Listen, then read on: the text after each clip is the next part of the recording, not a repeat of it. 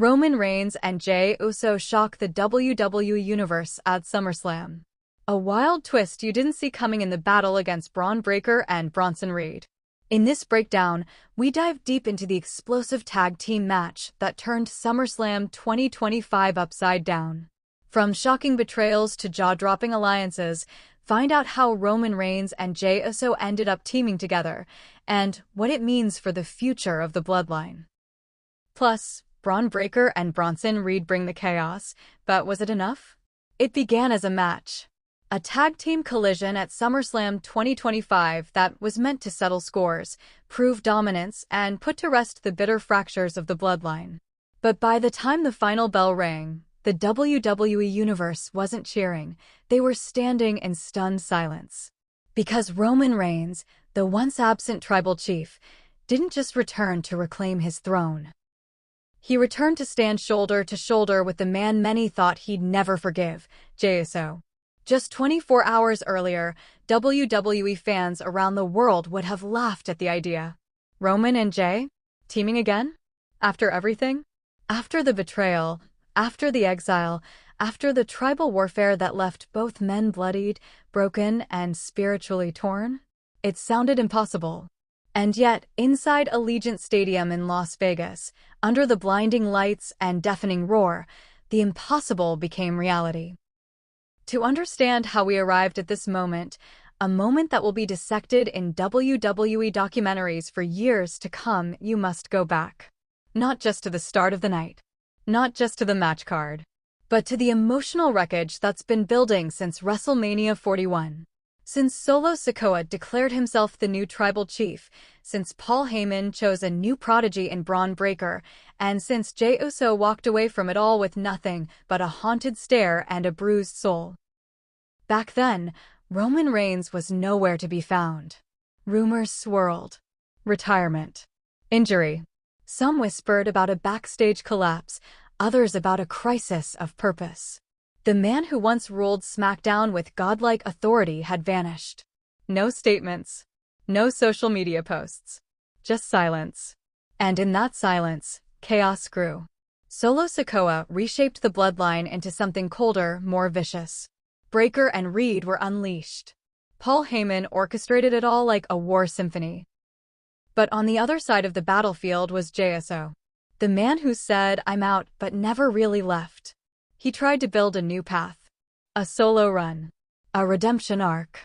But every time he stepped into the ring, the shadow of his family haunted him. Every crowd chant. Every backstage glance. Every time he looked in the mirror. He wasn't just fighting opponents. He was fighting blood, memory, and guilt. That's what made the SummerSlam tag match so potent. So unpredictable. Because the scheduled match was Braun and Bronson, Paul Heyman's twin wrecking balls, against Jey Uso and a mystery partner. A match thrown together with little fanfare. At least, that's what WWE wanted the world to believe. The hype was minimal. A mid-show slot. A few social media promos. But insiders knew something was brewing. The production crew was told to keep a camera backstage during the entrances, just in case. The LED board for Jey's entrance had placeholders instead of final graphics. Even commentary had strict notes. Do not speculate on the partner. Do not mention Roman by name. And then the night arrived. SummerSlam 2025. Allegiant Stadium at full capacity. 65,000 fans sweating in anticipation, not knowing they were about to witness a generational shift. The match before was electric, but fans barely registered it. They were too focused on what came next. Jey's entrance hit first. No pyro. Just the slow, thumping beat of drums, reminiscent of tribal war music. He stepped onto the stage alone. No smile.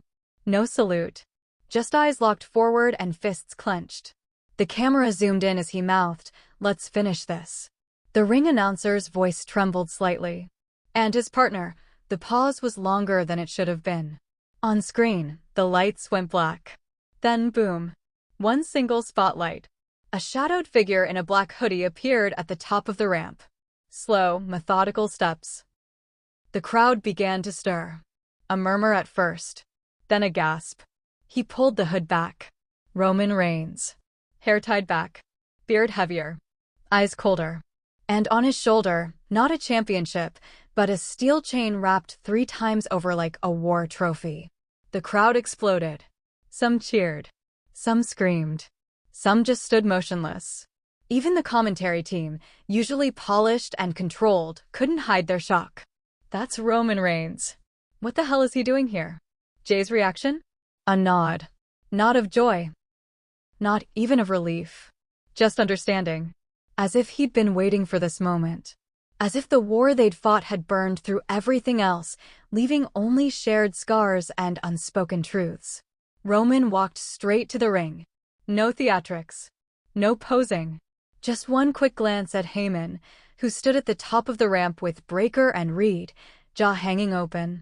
And then, chaos. Breakker stormed the ring, launching at Roman like a missile. The bell hadn't even rung. Reed followed. But Roman and Jey were ready. The ring turned into a demolition zone. Fists flew. The referee tried to restore order, but this wasn't about rules. This was revenge. Finally, the match officially started with Roman and Breakker as legal men. What followed wasn't a wrestling match, it was a brawl soaked in emotion. Every punch Roman threw at Breakker wasn't just about dominance. It was personal. Every Superman punch was laced with the sting of betrayal. Every Samoan drop echoed like thunder through the stadium. Jey, when tagged in, was a man possessed. He didn't just fight Bronson Reed, he dismantled him. Springboard and Ziggurat. Tornado DDTs, spear counters. Reed, the 330-pound juggernaut, looked overwhelmed. But the turning point came at the 12-minute mark. Breakker tagged back in. Roman stood across from him. The arena held its breath. These were the 2 men Paul Heyman had invested in. One old king. One new heir. Both products of legacy. Of war. Of manipulation. They collided in the center of the ring. Breakker roared. Roman didn't flinch. Spinebuster. Kick out. Lariat. Kick out. Guillotine choke. Rope break. The crowd rose to their feet. And then, just when Breakker went for the military press, Roman countered with a headbutt. A second. A third. He backed into the corner. The crowd chanted. One more time. Spear. But Roman didn't go for the pin. He looked at Jey. Reached out. Tag. Jey climbed to the top rope. Uso splash. 1. 2. 3. It was over. The bell rang. But the moment was far from finished. Roman and Jey stood together in the center of the ring. Paul Heyman looked on, devastated. Braun Breakker rolled to the outside, dazed. Bronson Reed sat against the barricade, clutching his ribs. The commentary team said nothing. For once, silence was more powerful than words. Roman extended a fist. Jey stared at it. And then, bumped it. No hugs. No tears. Just tribal acknowledgement. The war wasn't over. But a new chapter had begun. Backstage, WWE cameras caught a glimpse of the fallout. Paul Heyman yelling into a phone. Breakker throwing a chair through a monitor. And Roman escorted through the corridor by security, head held high, lips sealed. He had returned. But he wasn't the Roman Reigns of 2020.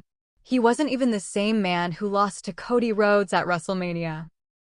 This was a Reigns who had watched the Bloodline fall apart, who had been betrayed by Heyman, and who now saw Jey Uso not as a rival, but as the last surviving piece of something sacred. Some fans called it redemption. Others called it strategy. But all agreed on one thing: SummerSlam 2025 belonged to Roman and Jey Uso. And the WWE would never be the same. Let's pause here.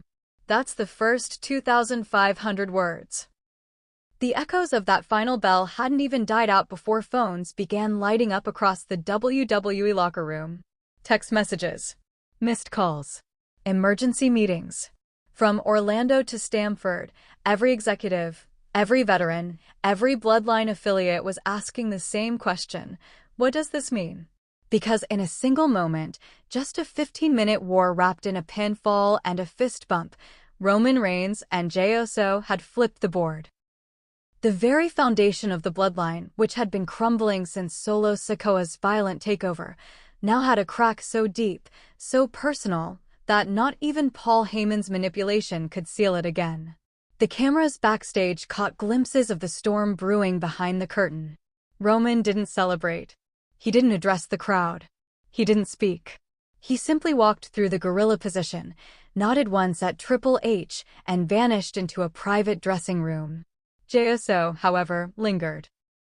And it was that lingering, silent, contemplative, filled with unspoken words, that told fans everything they needed to know. Something had changed. Maybe not repaired, but realigned. The man who once super-kicked Roman into the dirt had now stood beside him in war. And for one night, that was enough. But SummerSlam was far from over. In a secluded corner of the backstage area, Paul Heyman was pacing. His face pale, eyes darting. His phone buzzed again and again. Messages from the board, from USA Network, from Creative. But none mattered more than the one name that hadn't texted, Roman. For Heyman, the silence was deafening. The wise man had spent months crafting his new empire around Solo Sikoa and Braun Breaker. He had watched Roman fall, watched the crowd turn, and decided to plant his flag with the next generation. But in doing so, he had underestimated one thing, the bond between Roman and Jey. Not friendship, not even blood, but trauma. Shared pain. A loyalty forged in betrayal. And now, that bond had become a threat. Security footage would later reveal what fans didn't see. Braun Breaker destroying a monitor backstage, screaming into the void, "You didn't tell me he was coming." Bronson Reed tried to calm him down, but Breaker shoved him away, chest heaving, fists clenched. It wasn't just a loss. It was humiliation. This wasn't the plan. Not Paul's plan. Not Solo's. And Solo? Solo Sikoa wasn't even at the arena. That was the real twist. The self-proclaimed new tribal chief, the man who had orchestrated Roman's downfall, had skipped SummerSlam altogether. WWE claimed it was for strategic purposes. Insiders whispered something darker. Solo didn't want to face Roman. Not yet. But now he wouldn't have a choice. Because Roman had returned, not as a king seeking a crown, but as a warrior reclaiming his legacy. And Jey Uso? He wasn't the right-hand man anymore. He wasn't main event Jey. He was something new. Something dangerous. Something that had nothing left to lose. Later that night, as the final pyro blasted through the Las Vegas sky, WWE's social team dropped a simple photo, Roman and Jey walking side by side, backs to the camera, silhouettes cast in red light. No caption. No context. Just a title, Reignition. The photo shattered social media. Within 30 minutes, it was trending worldwide.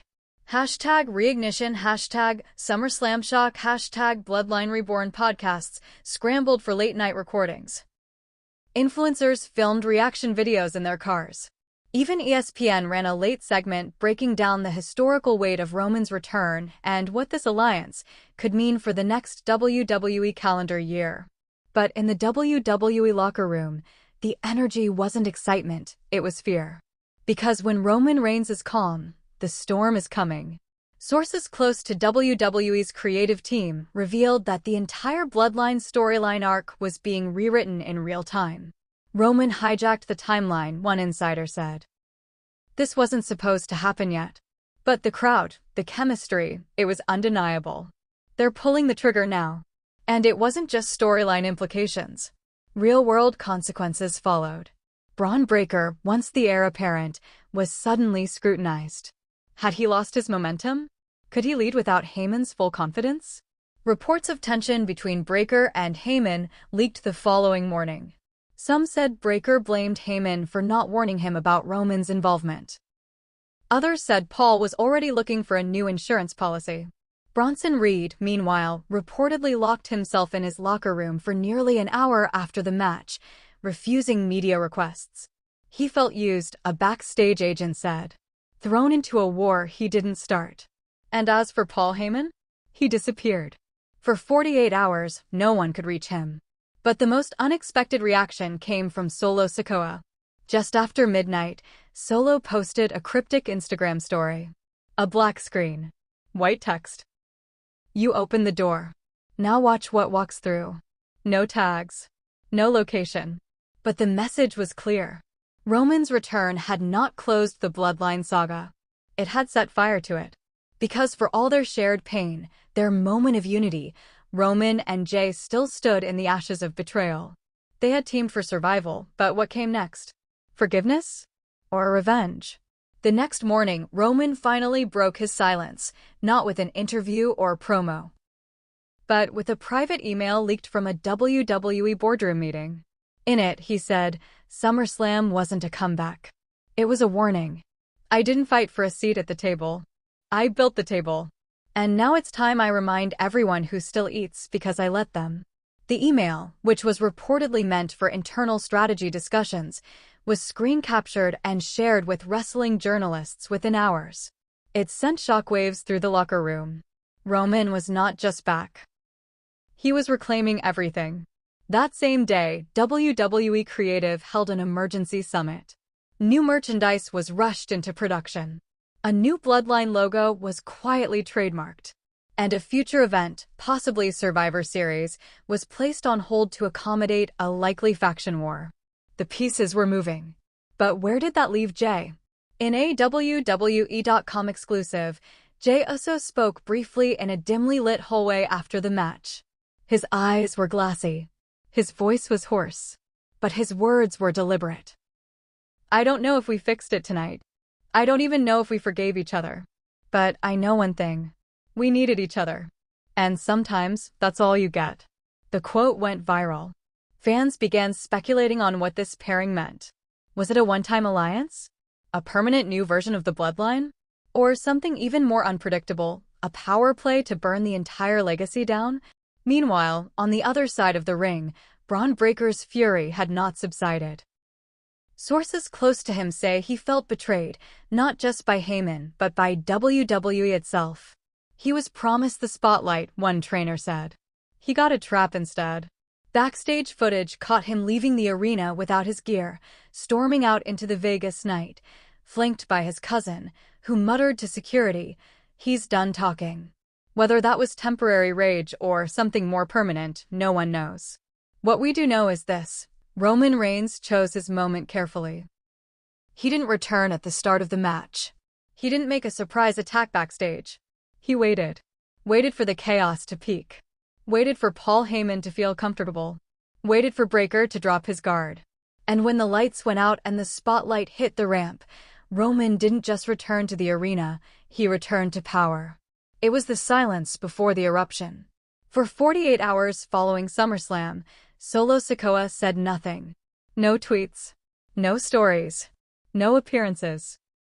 But that silence was never still. It was the kind that comes before thunder.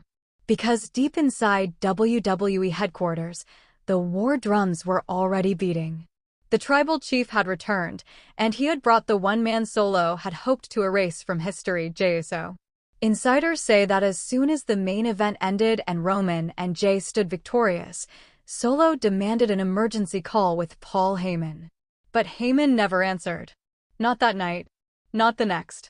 And for Solo, that was more than disrespect. It was betrayal. Because the man who once swore to guide Roman Reigns to greatness on a different level had now orchestrated a failure on every front.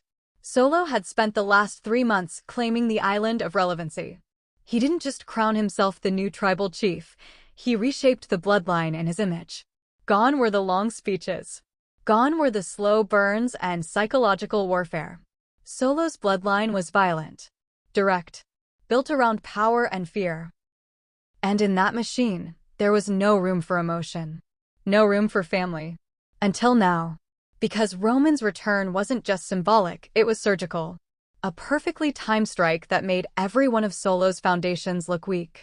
Roman didn't just reclaim control. He reminded the world that the bloodline was never built on fear, it was built on unity. Even if that unity was scarred, fractured, and bleeding. Behind closed doors, WWE producers scrambled to adjust long-term plans. Matches were scrapped. Segments rewritten. Monday Night Raw and SmackDown creative teams held joint meetings for the first time in months. Roman just flipped the script, One agent confessed. Everything we thought we knew, everything we were building toward, it's all changed. And at the center of it all was a meeting. A war council. Not televised. Not streamed. Just whispered about. It happened 2 days after SummerSlam. A private room in Stamford. Roman Reigns, Jey Uso, Jacob Fatu, and Zilla Fatu. No WWE staff. No executives. No Paul Heyman. The four men sat in silence for 10 minutes before a word was spoken. According to leaked notes from someone stationed near the conference room, the first voice to break the tension was Roman's. They tried to write us out. But this isn't fiction. This is family. And I'm taking it back. The purpose of the meeting was clear, to form a new coalition. Not just a rebranded bloodline. Not a nostalgic reunion. But a tactical strike force. For men with legacy in their veins and rage in their eyes. Roman, the fallen king, now rising from the ashes. Jey, the haunted soul with unfinished business. Jacob Fatu, the wild card. Violent. Unpredictable. Loyal only to truth. Zilla Fatu, the heir of Umaga. The one everyone forgot until now. The room reportedly agreed on one principle. Solo Sikoa would be dealt with, not through Twitter callouts or staged sneak attacks, but on their terms, when the world least expected it. Backstage sources now believe that Survivor Series 2025 is being rebuilt from the ground up to accommodate this conflict. Originally planned as a brand versus brand event, it's now shaping up to be something far more intimate and far more brutal. Bloodline versus bloodline. Roman, Jey, Jacob, Zilla versus Solo, Braun Breaker, Tama Tonga, Hikuleo. The civil war no one saw coming, but everyone should have. But what of Paul Heyman? That question still lingers like a ghost in every locker room. Because Paul wasn't just the architect of Solo's rise, he was also the author of Roman's greatest triumphs. For years, he spoke Roman's gospel. He carried the mic. He fed the fire. He turned the WWE Universe into believers. And then he vanished. Some insiders suggest he's gone underground. Others say he's playing both sides, waiting to see which faction gains momentum before reappearing with a new monologue. But Roman knows Paul better than anyone. He knows Heyman doesn't disappear unless he's preparing something devastating. And that, perhaps, is the most dangerous truth of all. Because while Roman and Jey may have shocked the world at SummerSlam, the war is far from over. This is just the beginning. At Raw the following week, cameras caught a subtle detail during a promo package, a faint visual flash of a tribal necklace, split in half, its pieces drifting in water. It lasted only a second, but the message was unmistakable. The blood has been spilled. Now the storm begins. And backstage? Solo Sikoa arrived at the arena late. Let's stop here. We're now at approximately 7,500 words total. Monday Night Raw. The night after SummerSlam, fallout always carries weight, but this one was different. There was a tension in the air that couldn't be staged. A silence that spoke louder than the crowd. Because everyone watching, both in the arena and at home, knew what was coming. And still, no one was ready. The show opened without pyro. Without theme music. Just a hard cut to the ring. Standing alone under a single spotlight was Roman Reigns. Black hoodie. Hair tied back. Microphone in hand. Eyes heavy, not with sorrow, but with calculation. The crowd didn't chant. They didn't boo. They just watched, holding their breath. Roman spoke. There was a time when I didn't have to say anything. Just walk into a room and people knew. Knew who I was. What I stood for. What I would do to keep this family together. He paused. The camera tightened.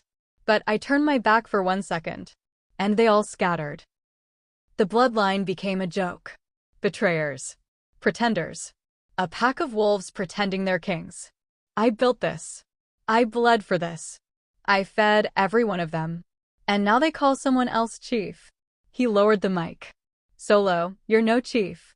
You're a scared little boy hiding behind Paul Heyman's lies and Breaker's muscles. You wanted to lead? Fine. But now I'm here. And this time, I'm not saving the bloodline. He took off his hoodie, revealing a new shirt. I'm mending it. The crowd erupted. Before the chants could settle, Roman continued. Survivor Series. Bloodline versus Bloodline. But it won't be just a match. It'll be the reckoning. And, Solo, when I'm done with you, the only thing you'll be chief of is nothing. With that, he dropped the mic and walked out. No music. No lights. Just the echo of a war declaration. But the night wasn't finished. In a dim backstage area later that hour, Jacob Fatu and Zilla Fatu were shown in conversation. The cameras picked up only fragments, but what they captured sent shockwaves through the online community. Zilla, visibly frustrated, threw a towel over his shoulder. I didn't sign up to follow orders, man. I came to fight. Jacob, calm but stern, replied, You think Roman brought us in to be soldiers? We're blood. You disrespect him, you disrespect all of us. Zilla shook his head. I'm not disrespecting him. But I'm not bowing either. The tension was thick. This wasn't a united front. Not yet.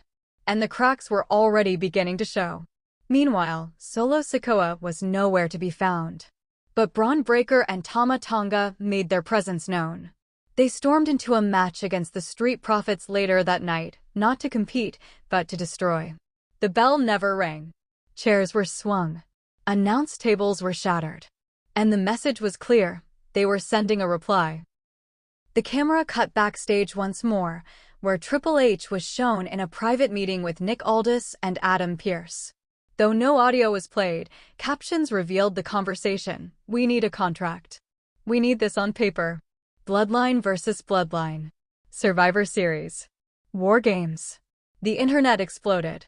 The build had begun. And yet, one piece was still missing. Paul Heyman. Until he walked through the curtain. Unannounced. Unadvertised. No music. The crowd didn't boo. They gasped. His hair slicked back. Suit wrinkled. Eyes dark. He walked to the ring, mic already in hand, and stood in the center under that same spotlight Roman had stood under just an hour earlier. I failed. 3 words. Raw. Honest. Shocking. He adjusted his tie. I chose the wrong blood.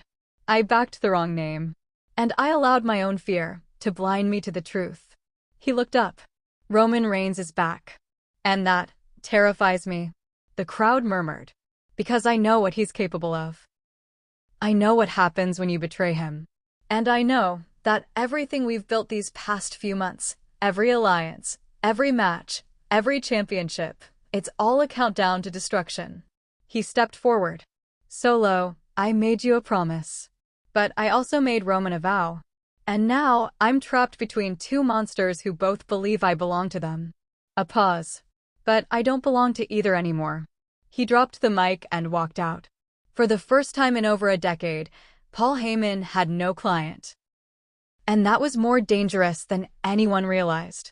Because without an allegiance, without someone to protect or guide, Heyman was now the most volatile entity in WWE. A man with knowledge, with leverage, and with nothing left to lose. Backstage, the ripple effect was immediate. Breaker reportedly refused to speak to anyone. Tama Tonga smashed a monitor. Hikuleo threw his gear into the hallway and stormed off the premises. And Solo? Still missing.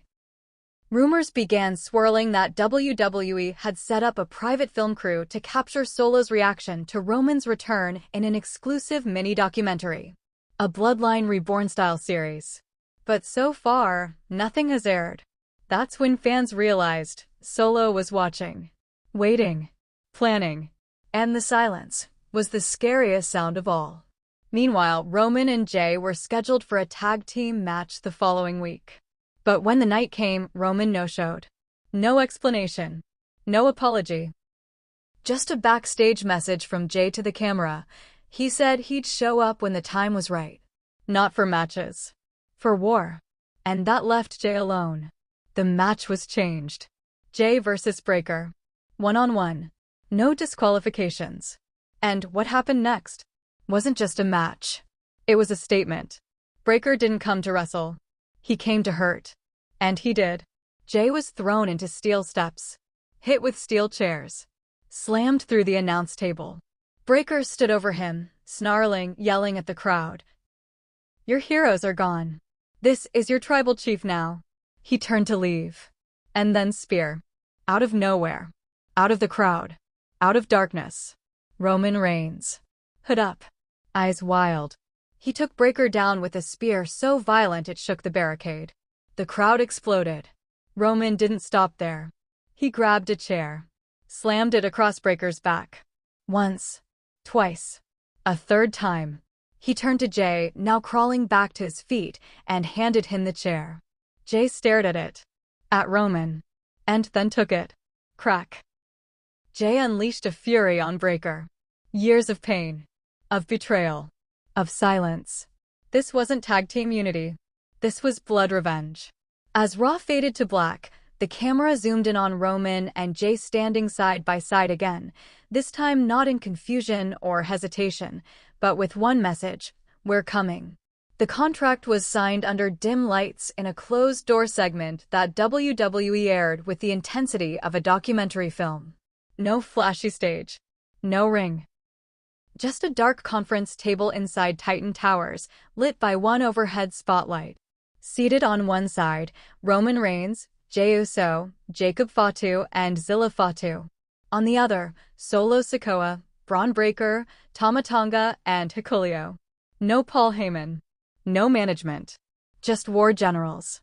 Triple H sat at the head of the table like a summit mediator, flanked by Adam Pearce and Nick Aldis, both visibly tense.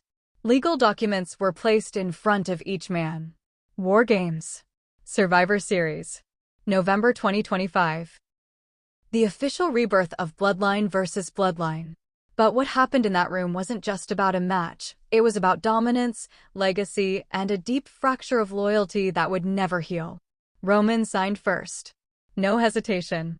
He looked directly across the table at Solo as he pushed the contract forward. "I built you. And now I'm going to bury you." Solo didn't flinch. He picked up the pen, spun it once in his fingers, and leaned over to sign. "Then bring a shovel." Jacob Fatu chuckled. Hikuleo cracked his knuckles. This was no longer just about family. This was about survival. In the days that followed, WWE began rolling out official promotion for Survivor Series, War Games. The tagline? Only one bloodline survives. The promotional poster was split down the middle like torn parchment.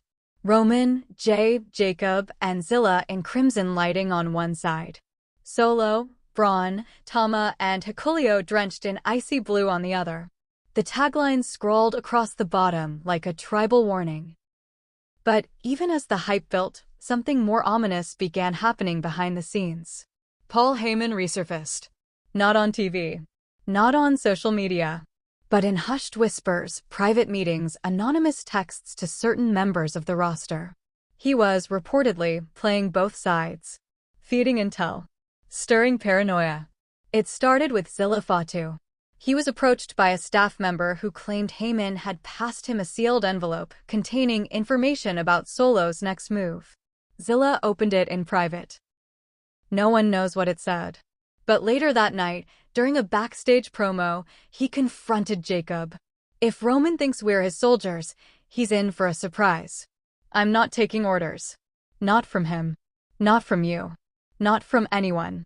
Jacob Fatu didn't respond. He just stared long and hard. And the seed of division had been planted. The following night, Solo Sikoa walked into a SmackDown taping with a file folder in hand. When asked about it by Kayla Braxton, he simply smirked and said, "Just a message." For Heyman. Later that night, that message played on the Titantron, a chilling video montage of Heyman's greatest failures. CM Punk. Brock Lesnar. Big Show. And now, Roman Reigns. Solo stood at the end of the video in the shadows. "Your words made kings. But now they make coffins." Cut to black. The crowd gasped. And in that moment, it became clear Paul Heyman was no longer the manipulator. He was the hunted. And both sides were sharpening their blades. Meanwhile, Survivor Series was taking shape in terrifying fashion. Weekly sneak attacks, Promo packages styled like mafia dossiers, hidden camera footage of backroom training sessions, and eerie promos recorded in grainy, old-school VHS style added an edge of unfiltered chaos. On one Monday Night Raw, Roman called out Solo directly. Standing alone in the ring under a crimson spotlight, he said, "You think you replaced me? You think taking this family was as simple as raising a hand and barking orders? I am the blood. I am the oath. You're just the echo of something greater." He raised his hand and looked at the hard cam. "And at Survivor Series, I'm ending your chapter." But that same night, Solo delivered his response, not in words, but in blood. He and Tama Tonga ambushed Jey Uso in the parking lot. Security footage, leaked onto WWE's official Twitter account moments after the attack, showed Jey being thrown into the windshield of a production van.